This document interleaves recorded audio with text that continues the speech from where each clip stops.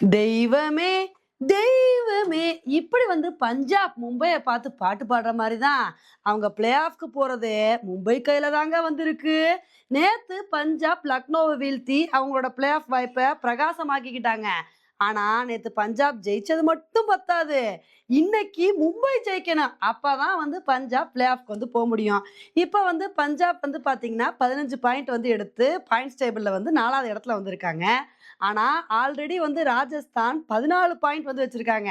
இன்னைக்கு ராஜஸ்தானுக்கு வந்து மும்பை கூட வந்து மேட்ச் வந்து இருக்கு. அந்த மேட்ச்ல வந்து ராஜஸ்தான் ஜெயிச்சுட்டாங்கன்னு வச்சுக்கோங்களேன், அவங்க 16 பாயிண்ட் எடுத்து ஜம்முன்னு பிளே ஆஃப்க்கு போயிருவாங்க. இப்ப இதனால பஞ்சாப் கிங்ஸ் என்ன மந்திரம் போடுவாங்க அப்புட்ன்னா, "ஜூ மந்திரகாளி, இன்னைக்கு ராஜஸ்தான் தோக்கணும், மும்பை ஜெயிக்கணும். மும்பை எப்படியாவது ராஜஸ்தான வந்து வீழ்த்தணும். அப்படின்னா தான் நாங்க வந்து பிளே ஆஃப்க்கு போ முடியும்னு" சொல்லிட்டு இன்னைக்கு வந்து மும்பை ஜெயிக்கணும் ஜெயிக்கணும்னு சொல்லிட்டு பஞ்சாப் வந்து மந்திரம் போடுவாங்க. ஆனா இன்னைக்கு ராஜஸ்தானை மும்பை வீழ்த்துறாங்களா அப்படின்றதே ஒரு பெரிய கொஸ்டின் தான். ஏன்னா ராஜஸ்தான் வந்து பயங்கர ஃபார்ம்ல வந்து இருக்காங்க. ராஜஸ்தான் பேட்டிங் சும்மா அதிரடியா வந்து இருக்கு. இப்படி இருக்கும்போது இன்னைக்கு ராஜஸ்தான் வந்து மும்பையை வீழ்த்துறாங்களா, இன்னைக்கு மும்பை வந்து ராஜஸ்தானை வீழ்த்தி ஒரு பெரிய அப்செட்டை கிரியேட் பண்ண போறாங்களா அப்படின்றத பொறுத்து வந்து பார்க்கலாம். ஏன்னா ஆல்ரெடி மும்பை வந்து இதே பஞ்சாப் கிங்ஸை வீழ்த்தி ஒரு பெரிய அப்செட்டை கிரியேட் பண்ணாங்க.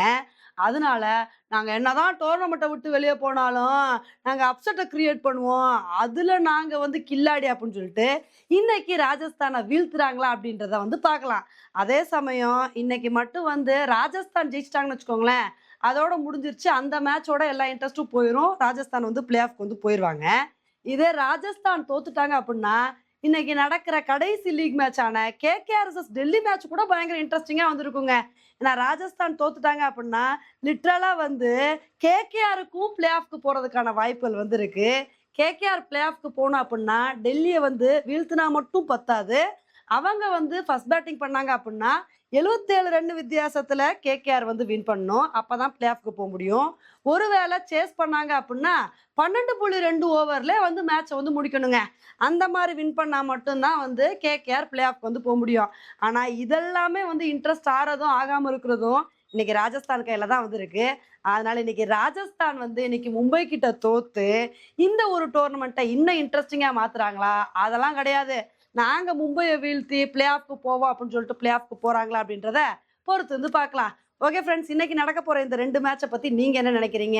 இதுல யாரு வின் பண்ணி பிளே ஆஃப்க்கு போவா அப்படின்ற உங்களோட கருத்த என்னோட கமெண்ட் செக்ஷன்ல போடுங்க.